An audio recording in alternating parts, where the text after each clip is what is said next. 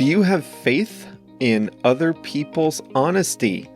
A group of researchers from the University of Michigan tested people's willingness to return lost wallets in over 40 countries. And their results may surprise you. Welcome back to Plain English, everyone. Great to have you once again to kick off another work week. Back to work for me since I was off last week for July 4th. I'm Jeff, by the way. There's another name you need to know around here. That's JR. He's the producer. And this is episode 170. So you can find all the episode resources at plainenglish.com/170. Coming up on today's episode, on average, do you think people would return a wallet if they found one? And do you think they'd return a wallet full of cash more often or less often than they would return an empty wallet? A group of researchers from the University of Michigan designed a massive experiment to determine exactly that, and I'll share the results of that experiment on today's episode. Hey, I wanted to tell you about something quickly. You know, JR and I both read a lot of books in our new languages. JR in English and me in Spanish. One of the ways we do it is via ebooks, and we get them from Amazon.com, and it's really cool because inside the Amazon Kindle app for your iPhone or Android phone or tablet, you can look up words in the dictionary, even find Wikipedia entries. It's not quite as cool as the interactive transcripts that we have at plainenglish.com, but it's close. Anyway, I set up a quick link that you can follow to get that free app on your phone, and that link is plainenglish.com/read, R-E-A-D, and I'll tell you a little more about it later.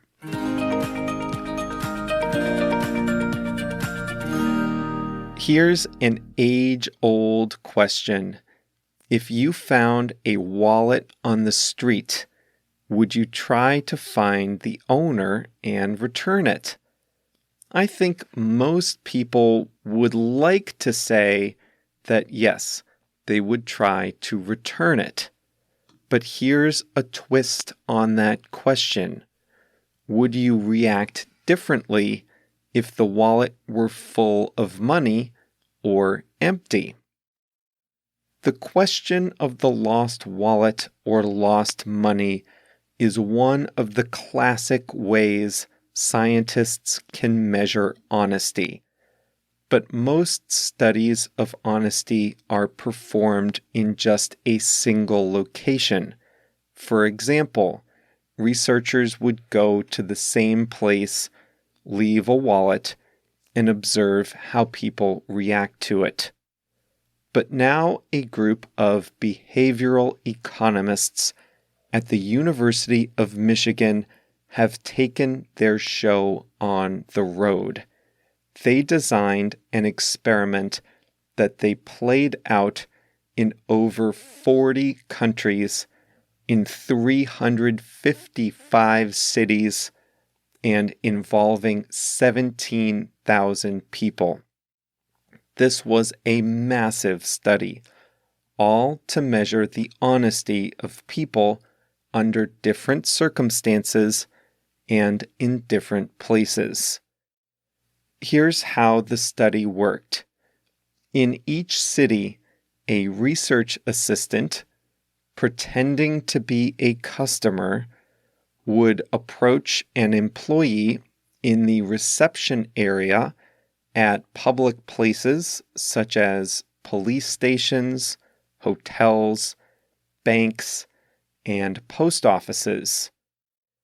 The assistant would then hand the staffer a wallet containing some money, a shopping list, business cards, and a key. The assistant would say they found it in the street nearby and would ask the staffer, please try to get it back to the owner.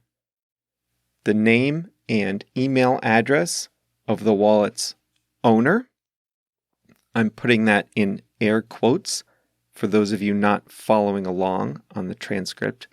The owner's contact information was in the wallet, so it would have been very easy to track the so-called true owner down. The researchers then waited to be contacted by the staffers that they had approached earlier. There's another twist. Some wallets contained money, while others had no money. What's more, the wallets had different amounts of money. Some had just a little, some had a lot. So think for a second. What percentage of wallets do you think were returned worldwide? And secondly, did the wallets with more money get returned more often or less often? Well, here's what happened. People were more likely to return a wallet with cash than a wallet without cash. On average, the wallet with cash was returned 51% of the time, compared with just 40% for the empty wallet. Now, the percentages are different, but that basic relationship held true in 38 out of the 40 countries in the study. Even better, listen to this. The more money there was in the wallet, the likelier the staff was to return it to the rightful owner. Does that make sense to you? I think most of us might automatically assume that the more money we lose, the less likely we are to recover it. But the study contradicted that common belief. What could be the explanation? Social scientists think that most of the time humans want to do good. That may be for altruistic purposes, which is to say, they want to do good for its own sake. Or they may do good so they can maintain a good image of themselves. People want to see themselves as good, as honest. So even if their motives are selfish, researchers think people strive to do the right thing. Perhaps people suffer a little inside when they know that they've done something wrong. So the bad feeling that comes from keeping a lost wallet, especially one with a significant amount of cash, that feeling of guilt overwhelms the benefit of keeping someone else's money. The study found that the percentage of people who returned a lost wallet varied from country to country. It turns out that the best place to lose your wallet is in a Scandinavian country. The worst places were in Asia and Africa. You do not want to get your hopes up if you misplace your wallet in Mexico, Peru, Kazakhstan, or China. The United States is somewhere in the middle of the pack.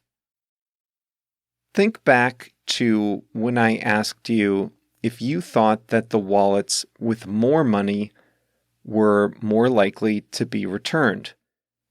So what did you think? Did you think that the wallets with money were more or less likely to be returned?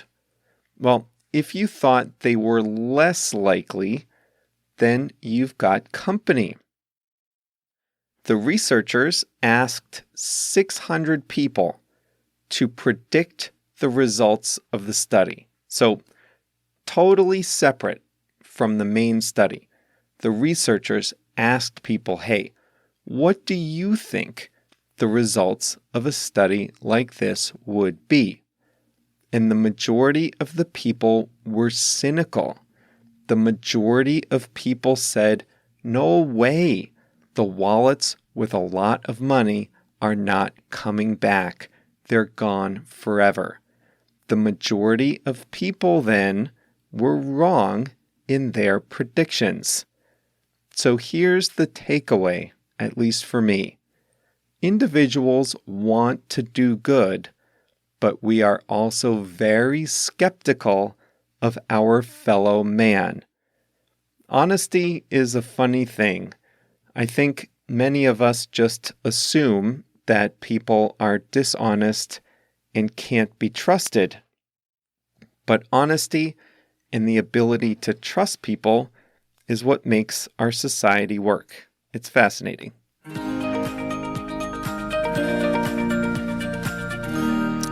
I have lost my wallet 3 times in 3 different countries, none of which was the United States, believe it or not, none of which was a Scandinavian country, unfortunately, and my wallet was never returned.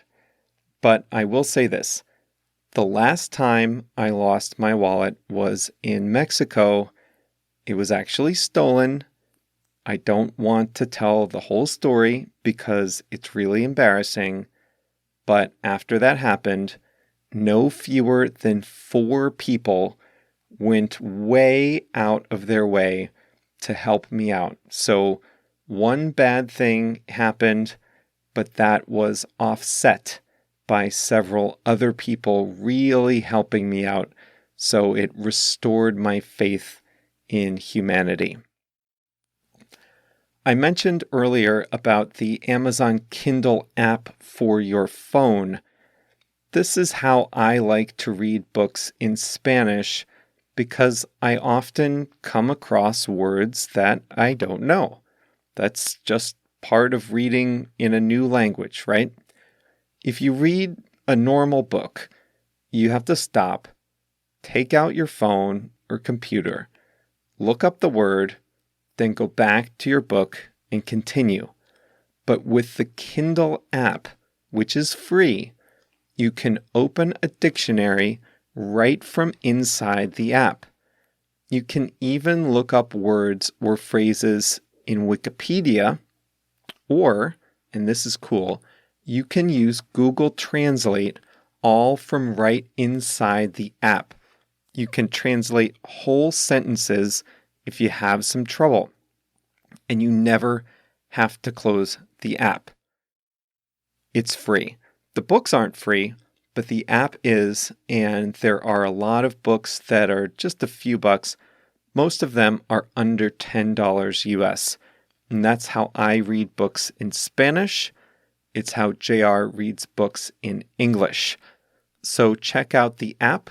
You can download the Kindle app by going to plainenglish.com/read, R-E-A-D, and that will take you to a link to download the app on your device.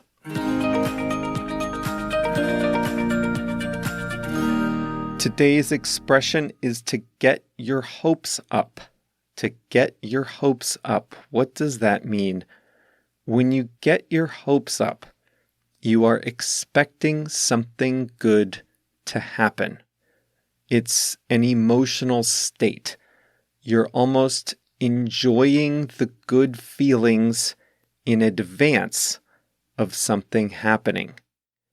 And you know what can happen when you do that, right? you risk being disappointed if the good thing doesn't happen. In fact, we almost always use this phrase when we're talking about the risk of disappointment. The risk of disappointment. Don't get your hopes up. That's a common thing to say. In fact, I just said it a few minutes ago. If you lose your wallet in Kazakhstan, don't get your hopes up. You're probably not getting it back.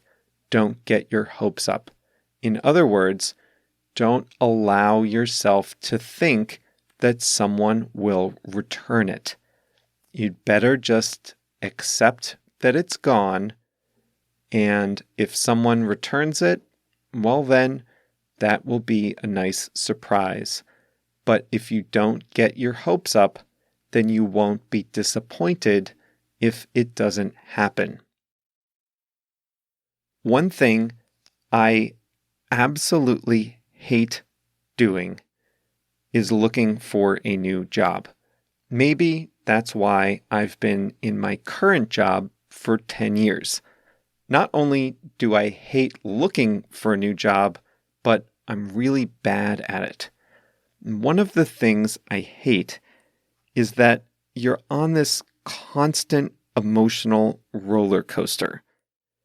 You have an interview, it goes well, you start to imagine what would happen if you got the job, you start to imagine your new commute, you think about the raise in pay maybe, you start to enjoy it in your head.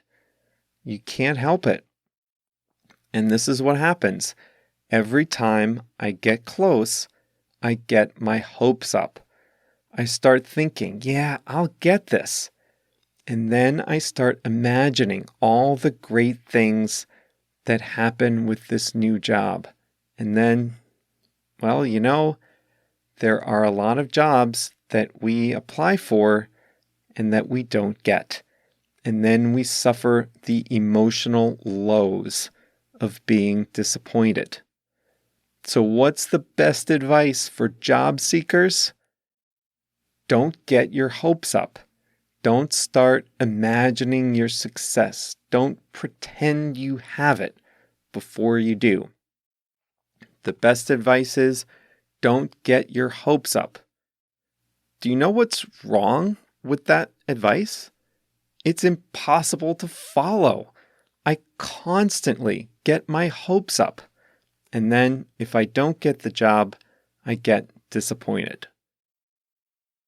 That happens when you're looking for a new house or apartment too. These are both really emotional things, right? Where you work, where you live.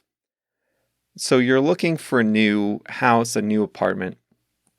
You see the listing, the advertisement. It looks perfect.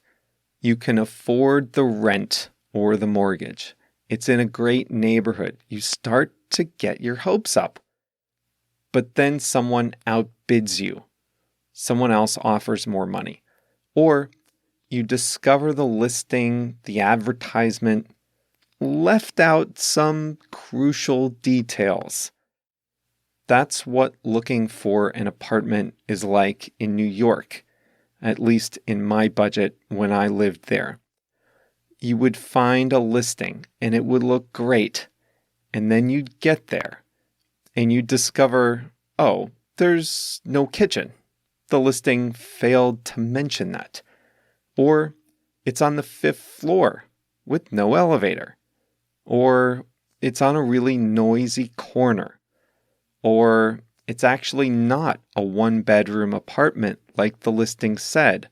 It's just a studio. Or, sorry, the price just went up.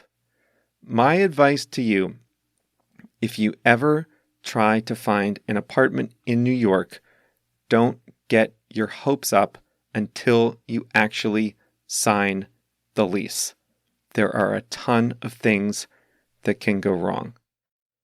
Fun fact or sad fact, when I lived there, I lived in an apartment on the 5th floor with no elevator and no laundry, so I had to carry my clothes up and down 5 flights of stairs just to do laundry. Such are the pleasures of living in New York on a budget. Time for the quote of the week since it's Monday. It's a light-hearted quote, but it's a moderately well-known quote in American literature. Here it is. Remember, this is fiction. Quote, I am one of the few honest people that I have ever known. The speaker is Nick Carraway, the narrator of The Great Gatsby, a classic American novel by F. Scott Fitzgerald, famous author. Today's topic reminded me of this quote. We all think we are honest, but we have a low opinion of other people. That's what the study showed, right? That reminded me of this tongue-in-cheek quote. I am one of the few honest people that I have ever known. Now, in the character's defense, he's surrounded by people who are all pretty dishonest, including Jay Gatsby, the main character in the book, whose whole life story is based on deception. So maybe we can forgive Nick for thinking that he's one of the few honest people that he's ever met. Leonardo DiCaprio played Jay Gatsby in the 2013 movie adaptation of The Great Gatsby, in case you want to watch the movie. That's all for today. Thanks so much for being with us. JR and I are getting really close to being able to share our big project with you. We're not quite ready. It's not quite ready for prime time just yet, but we are getting close. You have my permission to get your hopes up because you will not be disappointed, especially if you're really serious about improving and learning more about our great English language. Enough teasers for now. Don't forget our email list, which you can join by visiting plainenglish.com/mail. We send out additional learning resources with each episode. And look for us on social media with the username Plain English Pod. That's all for now. We'll see you right back here on Thursday. If you enjoy listening to Plain English, then I'd like you to consider joining Plain English Plus. With video lessons, faster audio, flashcards, and online courses, it's the best way to take your English to the next level. Visit plainenglish.com/plus to read all about it.